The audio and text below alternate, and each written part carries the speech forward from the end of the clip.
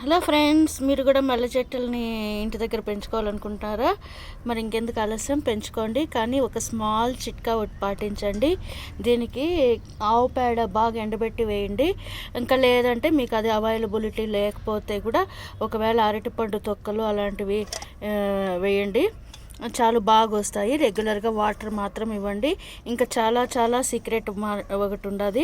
అదేమిరా అంటే కనుక బూడిద, కట్టెల పొయ్యిలో కాలి ఉంటుంది కదా బూడిద, ఒకవేళ అది అవైలబిలిటీలో ఉంటే కనుక బూడిద వేస్తే కూడా చాలా బాగా వస్తాయి మల్లెపూలు.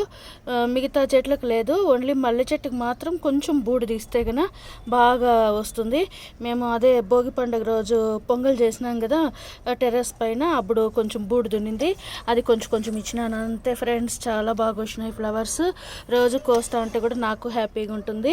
మీరు కూడా అవైలబిలిటీలో ఉండే బూడిద కానీ లేకపోతే కన్నా ఆవు పేడ కానీ అలాంటిది బాగా ఆవు పేడ అయితే ఎండబెట్టి వేయండి, పచ్చిది ఇవ్వద్దండి. అంతే ఫ్రెండ్స్, చాలా బాగా వస్తాయి. Thank you for watching.